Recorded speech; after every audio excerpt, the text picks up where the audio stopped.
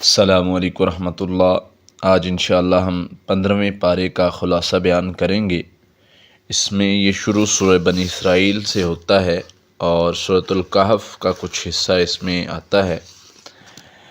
سب سے پہلے اللہ تعالیٰ اس سورۃ کے شروع میں اللہ کے نبی صلی اللہ علیہ وسلم کی معراج کا ذکر کرتے ہیں۔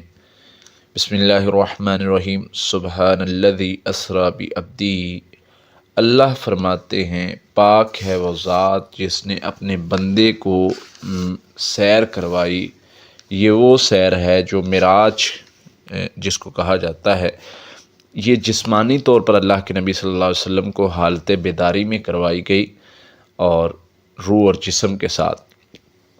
پہلے اللہ تعالیٰ مسجد حرام سے مسجد اقصیٰ میں لے کے گئے اور وہاں پر اللہ کے نبی صلی اللہ علیہ وسلم نے انبیاء کی امامت کروائی، جو کہ احادیث میں بھی واضح تفصیلاً ذکر ہے۔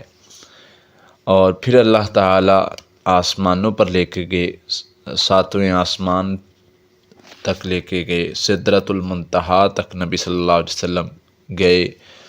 راستے میں نبی صلی اللہ علیہ وسلم نے جنت و جہنم کو دیکھا، اس میں کچھ لوگوں کو عذاب ہوتے دیکھا اور اس کے بارے میں کافی احادیث ملتی ہیں جس میں نبی صلی اللہ علیہ وسلم نے بتایا کہ فلاں بندے کو عذاب اس گناہ کی وجہ سے ہو رہا تھا، فلاں بندے کو عذاب اس گناہ کی وجہ سے ہو رہا تھا۔ پھر اسی طرح کچھ نبی صلی اللہ علیہ وسلم کو تحفے ملے، جس میں ایک نماز ہے، سورۃ البقرہ کی آخری 2 آیات ہیں، اور اسی طرح کچھ پیغمبروں سے آسمانوں پر بھی ملاقات ہوئی، جن میں حضرت ابراہیم علیہ السلام، انہوں نے اللہ کے نبی صلی اللہ علیہ وسلم سے فرمایا کہ آپ نے اپنی امت کو میرا سلام دیجیے گا اور انہیں کہیے گا کہ جنت کی مٹی بڑی زرخیز ہے اور اس کے درخت اللہ کا ذکر ہیں۔ پھر آگے اللہ تعالیٰ نے معراج کے ذکر کے بعد قرآن پاک کی تعریف میں اللہ فرماتے ہیں کہ یہ قرآن جو ہے وہ ہدایت والا ہے، سیدھا رستہ دکھانے والا ہے، اس پر عمل کرو۔ پھر اللہ تعالیٰ فرماتے ہیں کہ انسان کی ایک نیچر بیان کرتے ہیں کہ انسان جلد باز ہے، جلدی کرتا ہے، یہ برائی کی دعا بھی ایسے ہی کرتا ہے جیسے بھلائی کی کرتا ہو، تو انسان بڑا جلد باز ہے۔ بعض ہم اپنی خواہشات کی جب دعائیں کرتے ہیں تو ہمارے لیے بہتر نہیں ہوتی، یہ اللہ جانتے ہیں، اس لیے وہ قبول نہیں کی جاتی۔ پھر اللہ تعالیٰ فرماتے ہیں کہ جو بندہ دنیا چاہتا ہے ہم اس کو آخرت میں حصہ نہیں دیں گے، جیسے دوسرے مقام پر بھی اللہ تعالیٰ نے ذکر کیا ہے کہ جو چاہتا ہے ربنا آتنا فی الدنیا حسنت، جو کہتا ہے میری اللہ دنیا بہتر کر دے، اللہ فرماتے ہیں اس کی دنیا بہتر کرتے ہیں، آخرت میں اس کا کوئی حصہ نہیں۔ اسی لیے نبی صلی اللہ علیہ وسلم نے یہ دعا سکھائی ہے کہ مکمل پڑھا کرو، ربنا آتنا فی الدنیا حسنۃ وفی الآخرۃ حسنۃ وقنا عذاب النار، اللہ دنیا بھی بہتر کر دے اور آخرت بھی بہتر کر دے۔ تو اس لیے اکیلی دنیا نہیں مانگنی، آخرت بھی مانگنی ہے۔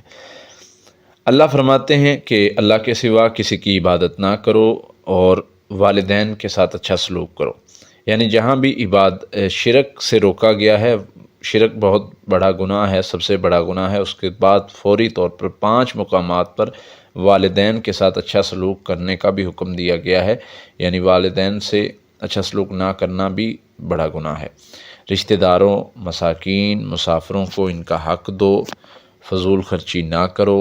شیطان کے بھائی ہوتے ہیں جو فضول خرچ کرتے ہیں، اللہ تعالیٰ نے اس سے منع فرمایا ہے۔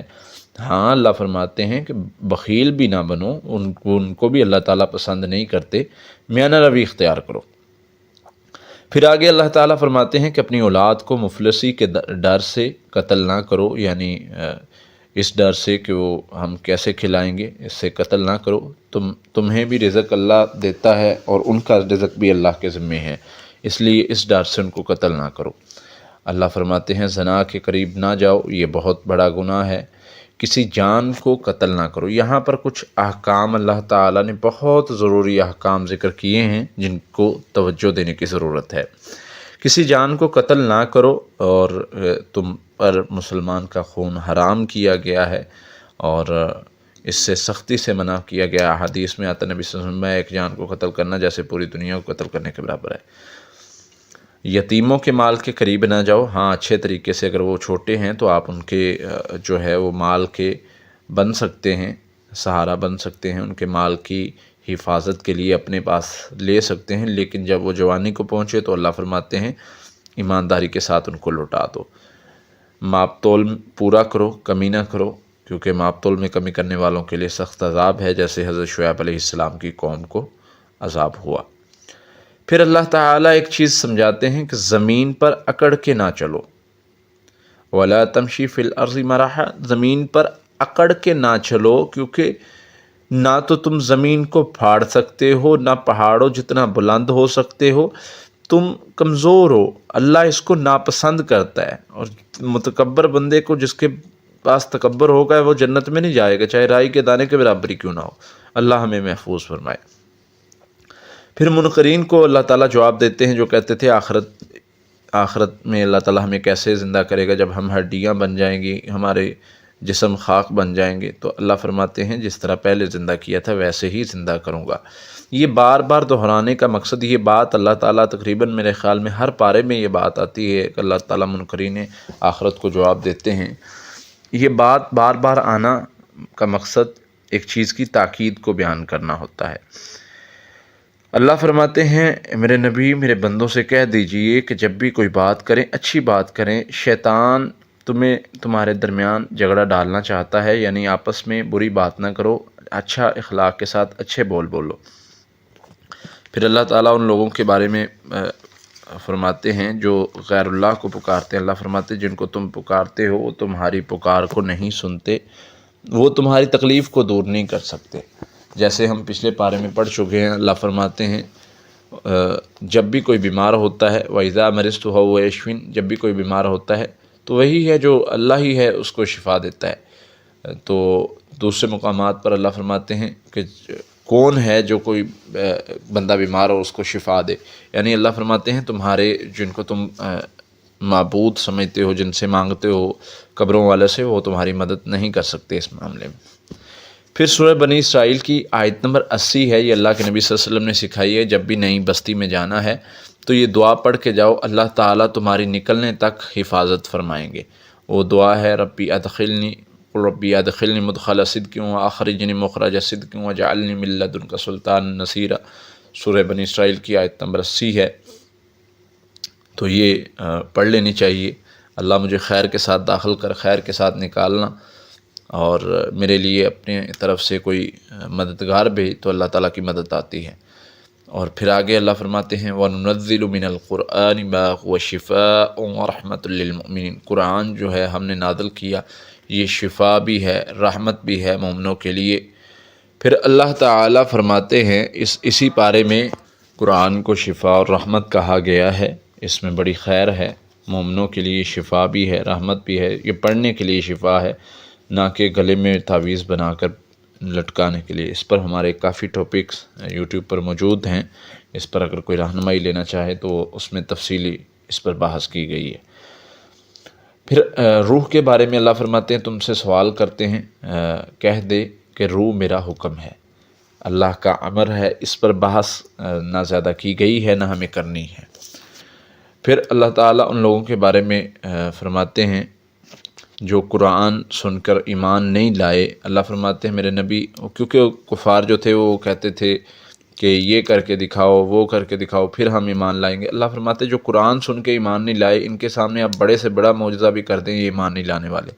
جیسے اللہ ایک اور مقام پر فرماتے ہیں کہ اگر ان کے سامنے مردے بھی زندہ ہو جائیں، تصدیق بھی کر دیں، پھر بھی یہ ایمان نہیں لائیں گے۔ پھر اللہ تعالیٰ آخر میں قرآن پاک کو تھوڑا تھوڑا نازل کرنے کا مقصد بیان کرتے ہیں۔ اللہ فرماتے ہیں تھوڑا تھوڑا نازل کیا ہے، اس کا مقصد یہ ہے کہ آپ ٹھہر ٹھہر کے پڑھیں اور تاکہ لوگوں کو سمجھ آئے۔ پھر اسی طرح آخر میں اللہ تعالیٰ فرماتے ہیں قُلِ ادْعُوا اللَّهَ أَوِ ادْعُوا الرَّحْمَنَ، اللہ کو اس کے پیارے پیارے ناموں سے پکارو، جیسے حدیث میں آتا ہے جو اللہ کو اس کے ناموں سے پکارتا ہے اللہ اس کی دعا قبول کر لیتا ہے۔ پھر سورہ کہف شروع ہوتی ہے، اور سورہ کہف میں سب سے پہلے اللہ کی تعریف بیان کی گئی ہے، کتاب کی تعریف بیان کی گئی ہے، اللہ تعالیٰ کی کتاب جو قرآن مجید ہے اس کی تعریف بیان کی گئی ہے۔ پھر نبی صلی اللہ علیہ وسلم کو حوصلہ دیا گیا کیونکہ نبی صلی اللہ علیہ وسلم بہت پریشان تھے۔ اللہ فرماتے میرے نبی کیا تو اپنے آپ کو اس غم سے ہلاک کر لے گا کہ وہ ایمان نہیں لاتے، اس وجہ سے پریشان ہو رہے ہیں آپ؟ تو آپ پریشان نہ ہو، نبی صلی اللہ علیہ وسلم کو حوصلہ دیا گیا۔ پھر آگے اصحاب کہف کا قصہ آتا ہے۔ وہ چند نوجوان تھے، وہ 5 تھے، 6 تھے، 7 تھے، اس میں کافی لوگوں میں اختلاف ہے، بلکہ اللہ تعالیٰ نے ذکر بھی کیا۔ اللہ فرماتے ہیں کچھ کہتے ہیں 5 تھے، 6واں ان کا کتا تھا، کچھ کہتے ہیں 6 تھے، 7واں ان کا کتا تھا، کچھ کہتے ہیں 7 تھے، 8واں ان کا کتا تھا۔ اللہ فرماتے رجمن بالغیب، یہ تو جو ہے وہ غیب میں تیر چھوڑنے والی بات ہے، ہوا میں تیر چھوڑنے والی بات ہے، اس کی کوئی حقیقت نہیں ہے۔ تو جو مطلب اللہ جانتا ہے کہ جو بہتر بات ہے، لیکن یہاں پر ہمیں اس چیز کی وضاحت نہیں کی گئی، لہٰذا ہم اتنا ہی پڑھیں گے جتنا ہمیں بتایا گیا ہے۔ پھر اسی طرح آگے اللہ تعالیٰ ان کا ذکر کرتے ہیں کہ وہ چند نوجوان تھے، اور وہ بادشاہ، اس وقت کا بادشاہ جو تھا وہ شرک کرواتا تھا۔ یہ قصہ کافی تفصیلاً ہے، میں مختصراً انشاءاللہ عرض کروں گا۔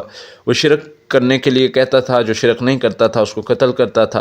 تو یہ نوجوان اچھے گھروں سے تھے، مالدار تھے، لیکن انہوں نے اپنی عیش و عشرت کی زندگی کو چھوڑا، اپنی جان کو بچاتے ہوئے انہوں نے ہجرت کی اور ایک غار میں چلے گئے، لیکن اللہ کے ساتھ شرک کرنا برداشت نہیں کیا۔ پہاڑوں میں جا کر انہوں نے جینا شروع کر دیا، ایک غار میں گئے، وہاں جا کر یہ سوئے ہیں۔ اللہ تعالیٰ نے انہیں 309 سال سلایا ہے۔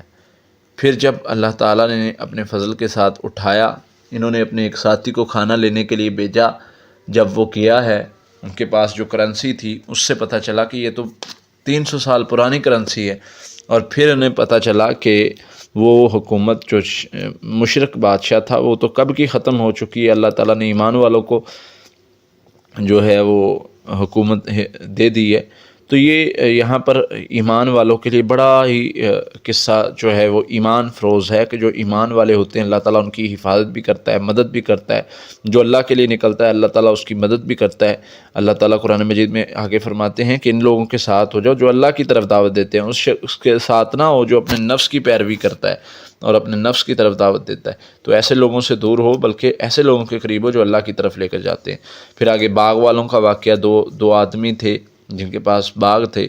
تو ایک جو تھا وہ دولت پر بڑا اپنا مان کرتا تھا، وہ کہتا تھا دولت کبھی فنا نہیں ہوگی، آخرت نہیں آئے گی، تکبر کرتا تھا، کہتا اگر آخرت آ بھی گئی، قیامت آ بھی گئی تو پھر بھی مجھے اچھا مقام ملنے والا ہے، کیونکہ میں اچھا بندہ ہوں۔ تو دوسرے نے کہا کہ میرے بھائی جب بھی تو باغ میں داخل ہو تو پڑھا کر ماشاء اللہ قوت الا باللہ۔